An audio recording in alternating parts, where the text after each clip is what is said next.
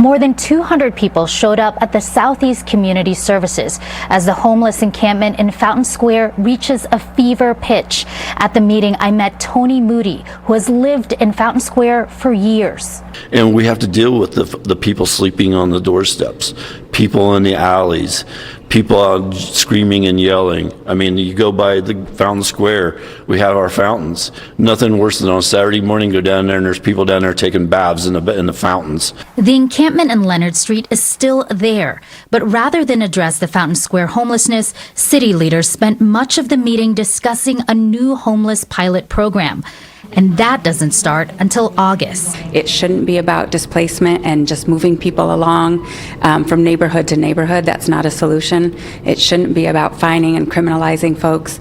People who are experiencing homelessness need access to housing. The new program called Streets to Home aims to house 300 to 350 homeless individuals in the course of a year. The $8.1 million program is still in its pilot program, so they aren't able to use it at the Leonard Street encampment. The Office of Public Health and Safety instead will close the encampment. The office said the homeless population will be brought to Wheeler Mission and other similar programs.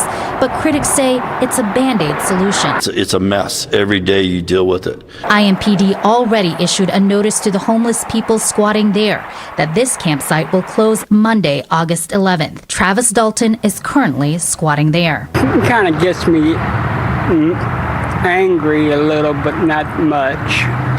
Me and my sister was trying to find an apartment to go to anyway. Streets to Home organizers say the program has worked in New Orleans and Houston, and it can work in Indianapolis. They say it's not just giving a home for those who need it, but resources so they can keep their place. But for some, there's no other place to go. This could happen to you at any point, moment in life. It could happen tomorrow. You just don't know. You never know when you could be just like us. So cherish what you have. Don't judge us. Tony Moody shared with me that he felt the neighbors who live in the area weren't consulted or heard, that plans are one-sided. So all of this activity is taking care of the homeless, and none of it is about the people that live in Fountain Square that has to deal with it every day.